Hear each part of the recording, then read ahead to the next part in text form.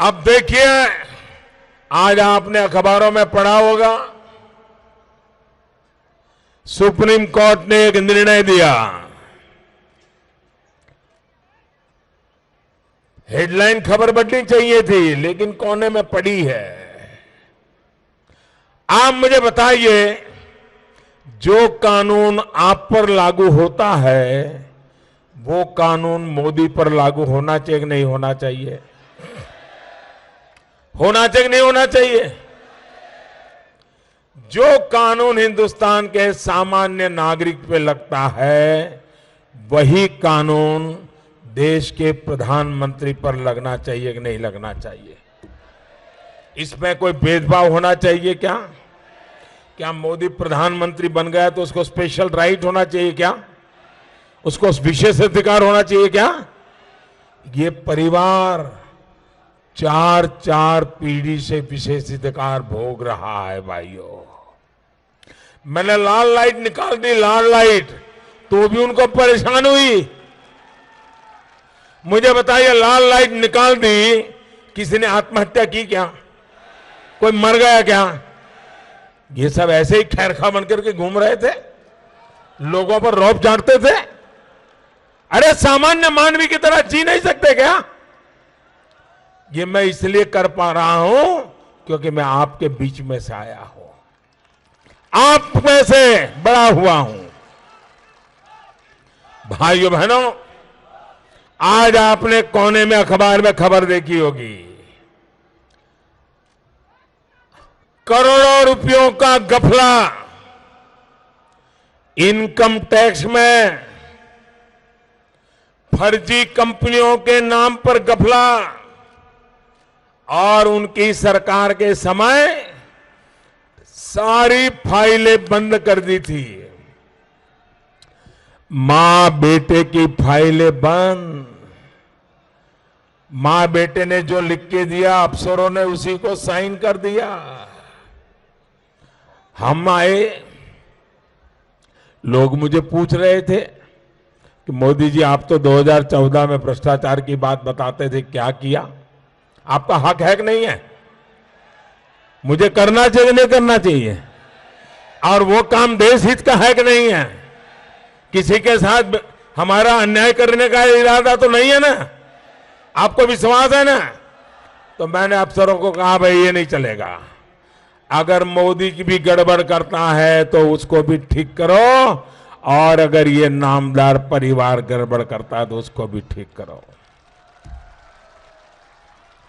सारे पुराने मामले खोले गए, ये कोर्ट में चले गए कि ये सरकार पुरानी चीजें हो गई है, हाथ नहीं लगा सकती, इसको देख नहीं सकती, हमने जो किया वो फाइनल।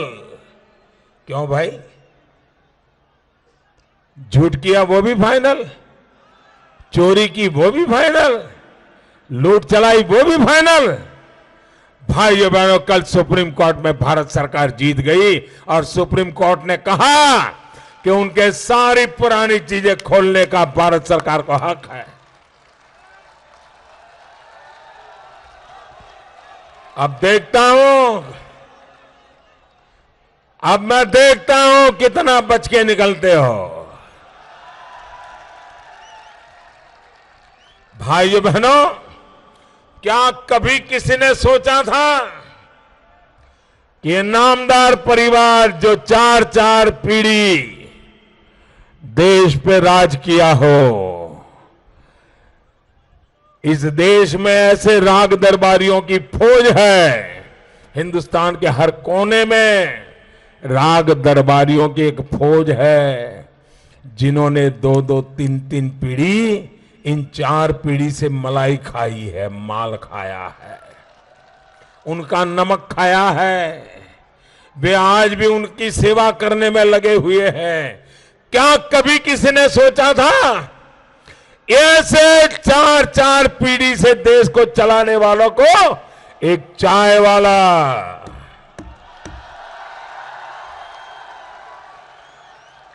उसकी हिम्मत देखो,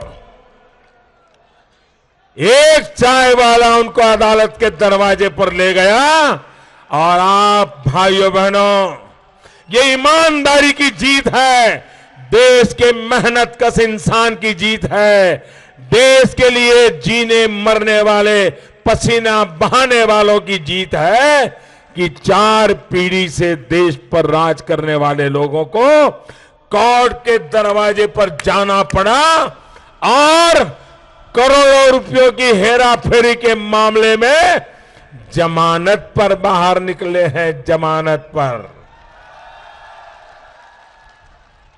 भाइयों बहनों, आपके मोहल्ले में, आपके गांव में किसी पर सरकार ने मुकदमा किया हो और अगर वो जमानत पे आए तो मोहल्ले में उसकी इज्जत होती है क्या? उसको कोई बहन बेटी देने के लिए तैयार होता है क्या? उसके घर कोई खाने पीने का रिश्ता बनाता है क्या? रिश्ता तोड़ता है कि नहीं तोड़ता है? अरे जो जमानत पे आए हैं उनको राजस्थान दे सकते हैं क्या? जो जमानत पर आए हैं उनके रिश्ता रख सकते हैं क्या? ये जमानत पर छूटे हुए लोगों पे भरोसा कर सकते हैं क्या? ये जमानती लोग एक दूसरे खिलाड़ी, नामदार की बड़ी सेवा करने वाले, और वो ऐसा ही मानते हैं कि बुद्धि भगवान ने सिर्फ उन्हीं को दी है। देश के गृह मंत्री रहे, देश के वित्त मंत्री रहे, और हुआ क्या? भाइयों बहनों, ये चाय वाले की ताकत देखिए, जो खुद सुप्रीम कोर्ट में वकालत करते थे, जिनका सुप्रीम कोर्ट में डंका बजता था, देश के बड़े से बड़े लोगों का वकालत का काम जो खुद करते थे सुप्रीम कोर्ट में, मोदी ने ऐसा खेल खेला, मोदी ने ऐसी चाल चली, मोदी ने ऐसी सच्चाई ढूंढ के निकाली, पन्ने पन्ने खोज करके निकाले, उनका खुद का बेटा जेल चला गया, जेल चला गया, भ्रष्टाचार के मामले में जेल चला गया, जमानत पर निकला है अभी। और ये महाशय भी अपनी सुप्रीम कोर्ट के वकील के नाते जो भी उनकी दुनिया रही होगी उसका फायदा उठा करके हर बार कोर्ट में जाकर के गिड़गिड़ाते हैं, अगली डेट दे दो, अगली डेट दे दो, और कोर्ट सरकार को कहती है कि फलानी तारीख तक उनको अरेस्ट नहीं कर सकते, फिर दोबारा जाते हैं, फिर कोर्ट कहती है फलानी तारीख तक अरेस्ट नहीं कर सकते हो। अरे कितने दिन तक कोर्ट से मदद लेते रहोगे? एक दिन न्याय निकलने वाला है और तुम भी जेल के सलाखों के पीछे हो गए।